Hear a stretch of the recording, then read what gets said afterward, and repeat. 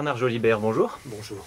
Vous avez publié aux éditions L'Harmattan, dans la collection Éducation en philosophie, l'unité politique et la diversité, sous-titré Autour du vivre ensemble. Alors justement, ce sous-titre, Autour du vivre ensemble, alors cette notion semble aujourd'hui convoquée dans tous les domaines, au point de sembler un espèce de concept un peu fourre-tout. Comment faut-il, dans votre livre, l'entendre ? Écoutez, j'ai été frappé par quelque chose, c'est que vous dites fourre-tout, vous avez raison de dire fourre-tout, parce que c'est à la fois un concept et ça n'en est pas. Je dirais que c'est un concept au mieux mou, si on veut être gentil, en tout cas vague. C'est pour ça que je l'ai placé en sous-titre, parce que ma réflexion portait sur l'opposition qu'il peut y avoir entre le besoin d'unité politique, en tout cas de cohésion, sinon d'unité politique, et en face, je dirais, le respect de la diversité dans tous les domaines. Diversité culturelle, diversité ethnique, diversité même personnelle, on peut aller jusqu'à la personne. Et devant cette difficulté, la réponse qu'on entend le plus souvent, c'est de toujours dire c'est le vivre ensemble qui va résoudre nos problèmes. Simplement, ce vivre ensemble, je ne vois pas trop quoi mettre dedans, et pas grand monde ne m'éclaire. Je veux dire par là que par le vivre ensemble, on entend à la fois, ça peut être le vivre ensemble dans le couple, comme je l'ai vu encore récemment pour lancer un livre de littérature dans une revue. Ça peut être le vivre ensemble au sens politique, ça peut être le vivre ensemble au sens social, cohabiter ou non, mais ça peut être beaucoup plus tragiquement le vivre ensemble au sens le plus terrible. Est-ce qu'au fond, dans un camp de concentration, les capots, le directeur, les gardiens, les victimes ne vivaient pas ensemble? Ils vivaient ensemble. Alors qu'est-ce qu'il faut entendre par vivre ensemble exactement? C'est assez gênant. Vivre ensemble, ça peut être très négatif aussi. Regardez le très beau roman de Simenon, Le Chat, où ce couple qui se déchire passe son temps à se déchirer, et ils vivent ensemble, et ils ne se quittent pas. Il y a une ambiguïté. En tout cas, je dis, c'est un concept nous, bon, je suis peut-être méchant, mais il y a une ambiguïté. Mais à tout le moins, cette ambiguïté révèle quelque chose de grave.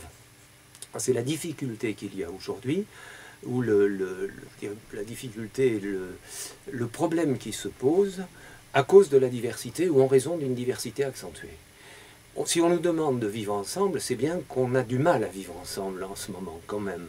Et donc il y a une sorte d'opposition entre le besoin politique d'unité politique, le besoin d'unité sociale, et en fait la diversité la plus marquée, et la défense de la diversité, puisqu'aujourd'hui on dit qu'il faut respecter les différences, il faut défendre les différences et autres. Et en même temps, il faudrait une unité. Donc j'ai l'impression qu'on est dans un porte-à-faux.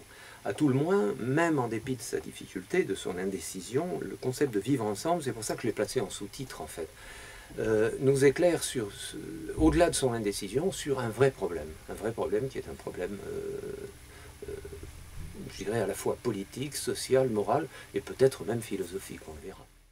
Alors la question fondamentale est posée, comment concilier l'unité politique avec la diversité culturelle?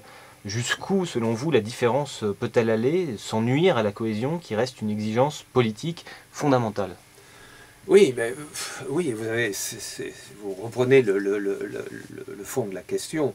C'est l'unité politique est absolument nécessaire. Il faut un minimum, en tout cas, d'unité politique, je dirais même d'unité nationale, d'unité sociale. Il faut se reconnaître dans une nation, c'est ce que dira Renan de manière très claire. Et en même temps, on ne peut pas ruiner la vie des gens, individuellement ou par groupe, en interdisant l'affirmation de certaines particularités, de certains particularismes. Appelons ça comme on voudra. C'est-à-dire, c'est le point de rupture. Le tout est de tenter de cerner où est le point de rupture, où se trouve le point de rupture. À trop vouloir défendre la diversité, ce qui est, bon, à la limite légitime, comme le font beaucoup aujourd'hui d'ethnologues américains ou autres au nom du relativisme, on finit par risquer de transformer la nation en une espèce d'assemblage de groupes sans cohérence ni cohésion. On est dans j'essaie de me rappeler la phrase de Mirabeau, il disait un ensemble inconstitué de nations différentes qui finissent par ne plus se reconnaître. Et c'est vrai que c'est un risque, et c'est un risque que l'on sent au fait que certains coins de France ou certaines exagérations, certaines demandes de régions veulent absolument une autonomie ou voire une indépendance dans certains cas et autres. C'est une rupture. Regardez ce qui se passe en Angleterre, regardez ce qui se passe à propos de l'Europe, parce que je parle de nations en général, hein, ça peut être même à l'échelon du village. Dans certains cas, on exclut celui qui n'est pas comme nous. Donc cette volonté à tout prix de respecter la différence risque de nuire à la nécessaire cohésion. Il y a une cohésion minimale. Et de l'autre côté, à vouloir que tout le monde soit le même, je dirais, il y a aussi un danger sérieux. C'est le risque des sectes, c'est ce qui se passe dans les sectes, c'est tout le monde doit être parfaitement formaté, identique, penser la même chose, dire la même chose, se vêtir de la même manière, éventuellement agir de la même manière. Bon, c'est une espèce de robotisation sociale qui n'a aucun sens et aucun avenir.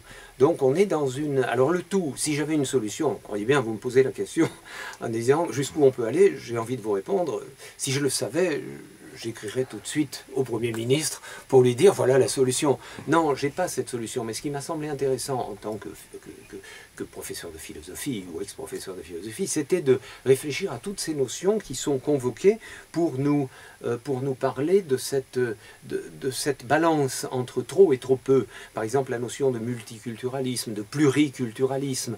Chaque fois, c'est un peu comme dans le cas du vivre ensemble, on est devant des notions dont on ne sait jamais trop où elles s'arrêtent, d'interculturalisme. Le colonialisme est même convoqué parfois de la même manière. Le colonialisme, c'est toujours mauvais, sauf dans certains cas. L'économie de peuplement, par exemple, quand il n'y a personne avant, bon, ben, pourquoi pas, il n'y aurait pas une... Est-ce que le colonialisme n'a apporté que du mal ou que du bien? Enfin, vous voyez, il y a une nuance à comprendre. Il a le plus souvent détruit des cultures préexistantes. Ce qu'il a apporté, la France elle-même est le produit d'une ancienne colonie romaine, hein, et si elle ne l'avait pas été, je ne serais pas là à vous parler de colonialisme, on serait, je ne sais pas où, dans les limbes, ou je ne sais où. Vous voyez, mais même les notions d'État, de patrie, la distinction entre État, patrie, nation, par exemple, qu'on ne fait plus beaucoup dans la discussion. On parle de l'État, de la patrie, de la nation, comme si c'était la même chose. Ça désigne tout à fait autre chose du point de vue lien social, unité sociale. Et peut-être qu'il y a un problème là qui se pose et qui est... un problème qui renvoie à une question qui est une question peut-être beaucoup plus profonde et plus philosophique, je dirais. Voilà. Alors cette réflexion renvoie à une question qui est plus radicale et plus philosophique. Comment supporter l'altérité? L'autre est nécessaire à l'affirmation de soi et en même temps il est insupportable. Oui, exactement. Comment cela est-il pensable? C'est tout à fait, vous avez raison. La question, au-delà de la question sociologique qu'on a vue, de la question politique, de la nécessaire réflexion politique sur la question, et c'est le problème de la diversité aujourd'hui, de la réponse à la diversité, il y a une question philosophique effectivement qui se pose, qui est profonde celle-là, et qui a été soulevée dès l'origine, dès qu'il y a eu des penseurs, des philosophes qui ont pensé la politique et la diversité.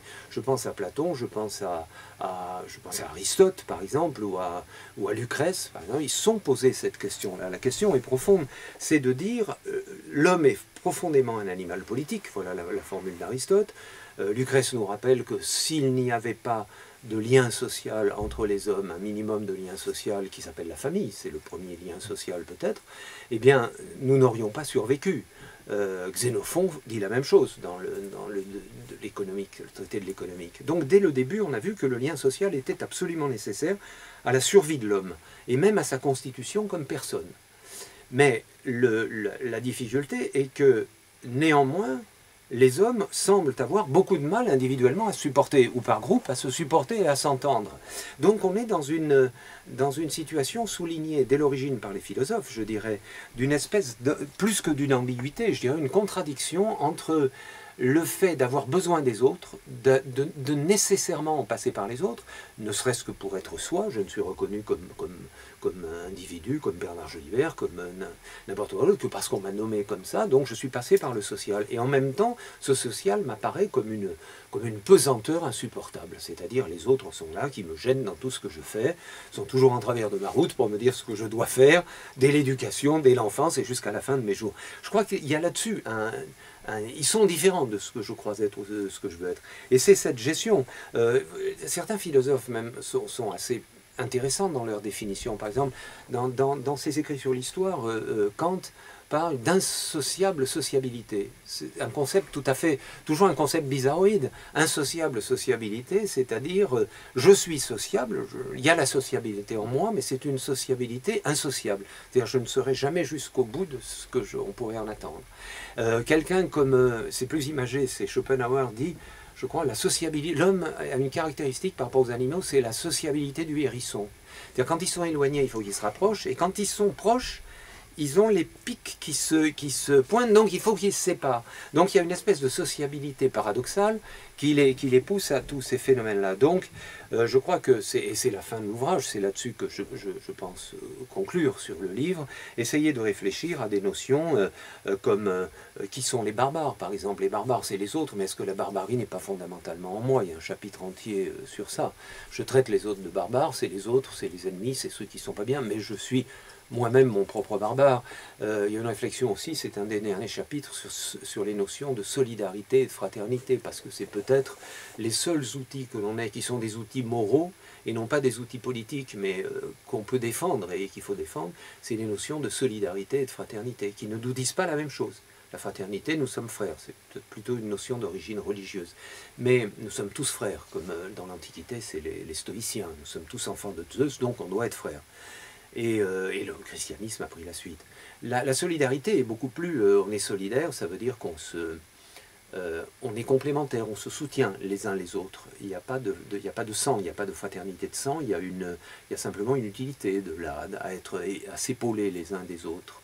Ça se sent très bien aujourd'hui avec le problème de l'immigration. Le problème de la fraternité se pose, mais aussi de la solidarité.